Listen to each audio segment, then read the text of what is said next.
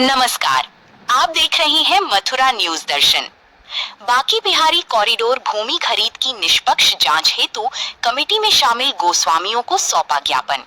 वृंदावन ठाकुर श्री बांके बिहारी मंदिर कॉरिडोर परियोजना के अंतर्गत मंदिर निधि से की जा रही भूमि खरीद प्रक्रिया में वित्तीय अनियमितताओं का आरोप लगाते हुए शनिवार को मंदिर चबूतरे पर एक विरोध प्रदर्शन और ज्ञापन कार्यक्रम आयोजित किया गया।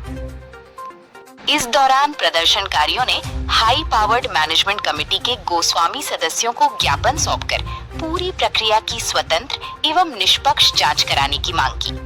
ज्ञापन सौंपने के बाद पत्रकारों से वार्ता करते हुए कांग्रेस नेता दीपक पाराशर ने प्रबंधन कमेटी की कार्यप्रणाली पर गंभीर सवाल उठाए।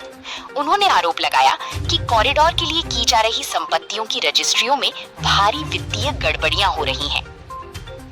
संपत्तियों का मूल्यांकन पक्षपातपूर्ण तरीके से अलग अलग किया गया है और दबाव बनाकर विवादित संपत्तियों को खरीदा जा रहा है।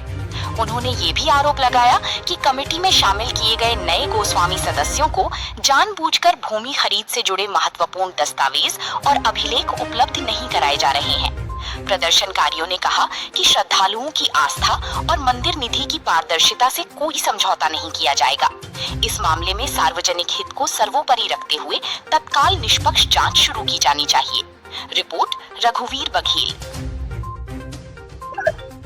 देखिए, आज सुबह से स्थानीय नागरिकों के द्वारा लगातार फोन पर संपर्क किया जा रहा था और इस संपर्क का मेन कारण ये था कि इनकी तरफ से एक पत्र हमें प्रेषित करा जाना था।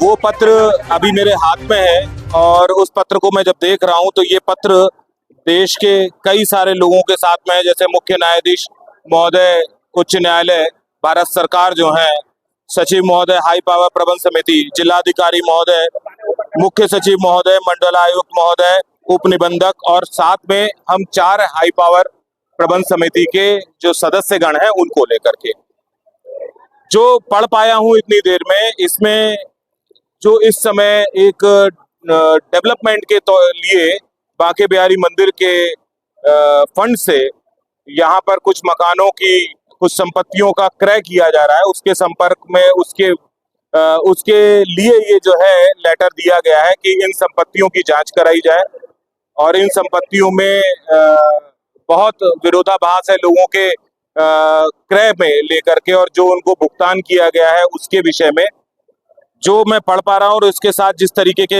ये नथी करे गए हैं पेपर्स, जिसमें कुछ रजिस्ट्रियां हैं और कुछ रजिस्ट्रियों के पहले पेज जिसके अंतर्गत किसने क्रय करी, किसने विक्रय करी और कितने रुपए का स्टाम्प ड्यूटी लगी और कितने रुपए उनको अदा किए गए, ये सारी चीजें इसमें नथी हैं। निश्चित तौर पर ये एक गंभीर विषय है। अगर इस पत्र के साथ में जितने स्थानीय नागरिकों ने ये जो दावा किया है और इस दावे में किसी भी तरीके की सच्चाई है तो ये हिंदू सनातन धर्म के लिए बहुत शर्म की बात हो जाएगी। क्योंकि ये पत्र है और जांच का विषय है तो निश्चित तौर पर आने वाली 9 जुलाई को हमारी प्रबंध कमेटी की मीटिंग प्रस्तावित है। हम चारों सदस्यों को ये पत्र दिया गया है तो निश्चित तौर पर हम माननीय अध्यक्ष जी के सामने ये पत्र रखेंगे और चूंकि इसमें जो उप कमेटी बनी हुई थी उस उप कमेटी में समिति के सदस्यों का भी जिक्र है तो हम उनसे कहेंगे कि साहब इस पत्र का जो आपको भी प्रेषित है और साथ में मुख्यमंत्री साहब को और जो है मुख्य न्यायाधीश उच्च न्यायालय सर्वोच्च न्यायालय नई दिल्ली को भी प्रेषित है, जिनके माध्यम से हाई पावर प्रबंध कमेटी बनी है, तो इसकी जांच होना बहुत अत्यंत आवश्यक बन जाता है। कहीं ऐसा ना हो कि अभी अयोध्या को लेकर के बातचीत चली रही है और जिस तरीके से एक स्थितियां वहां अयोध्या को लेकर के सनातन हिंदू धर्म के ऊपर एक आक्षेप भी लग गया, धर्म पर आक्षेप लग गया और धर्माचार्यों पर आक्षेप लग गया, संघ पर आक्षेप लग गया और माननीय मुख्यमंत्री जी ने उसमें एक SIT जांच भी करवा दी, उसमें कुछ लोगों के खिलाफ FIR भी दर्ज हो गई। मैं आशा करता हूं कि इस तरीके का कोई भी कुकर्म यहाँ पर ना हो पाए जिससे बांके बिहारी मंदिर के साथ में हाई पावर प्रबंध समिति का नाम खराब हो। लेकिन चूंकि आरोप लगा है तो इस आरोप की सत्यता जानना बहुत अत्यंत आवश्यक है। इसको हम निश्चित तौर पर हाई पावर प्रबंध समिति के सामने रखेंगे। वृंदावन के स्थानीय लोगों के द्वारा दिया गया है। आप देख रहे हैं जिस प्रकार से भूमि का क्रय चल रहा है, तो हाई पावर्ड कमेटी जिस तरीके से संपत्तियों की रजिस्ट्रियां करा रही है, उसमें काफी वित्तीय अनियमितताएं हैं। उनको उजागर करने के लिए हमने रजिस्ट्री के माध्यम से रजिस्ट्री की कॉपी संलग्न की, हमने साथ में तथ्यों के साथ में। तो हमने हाई पावर्ड कमेटी को भी, माननीय अध्यक्ष जी को भी कल रजिस्ट्री के माध्यम से, सचिव जी को भी, माननीय जिलाधिकारी जी को भी, और सर्वोच्च न्यायालय के, उच्चतम न्यायालय के जो चीफ जस्टिस हैं उनको भी हमने कॉपी भेजी है। तो हमने यही मांग की है, इसमें कई सारे बिंदु हमने दिए हैं कि मूल्यांकन की एक समान नीति का अभाव है। इसमें जो मूल्यांकन किया गया है सबको अलग अलग किया गया है, और दबाव पूर्वक संपत्ति क्रय जाने संबंधी है कि दबाव पूर्वक संपत्ति क्रय की जा रही है। सबको किसी से कहा जा रहा है पहले आओ पहले पाओ, और किसी से कहा जा रहा है कि जेवर एयरपोर्ट की दर्ज पर यदि आप लोग हमें संपत्ति नहीं देंगे तो वहां की दर्ज पे हम लोग इसको अनैतिक रूप से या फिर जबरदस्ती इसका हम अधिग्रहण कर लेंगे। तीसरा बिंदु है विवादित संपत्तियों का क्रय। जो विवादित संपत्तियां हैं बहुत सारी, उनका भी क्रय किया जा रहा है। चौथा है गोस्वामी सदस्यों को अभिलेख उपलब्ध न कराया जाना। गोस्वामी सदस्य पहले आप लोग जानते होंगे कि पहले अलग थे, अब अलग है। तो पहले के गोस्वामी सदस्यों ने जो क्रय विक्रय हो रहा है उसका अभिलेख मांगा या नहीं मांगा, लेकिन अब जो समिति में वो मांग रहे हैं तो उनको देना चाहिए। और सबसे बड़ी बात यह है कि पहले जो उपक्रय समिति थी, उस उपक्रय समिति में 2 गोस्वामी थे, श्रीवर्धन गोस्वामी जी और विजय कृष्ण गोस्वामी जी।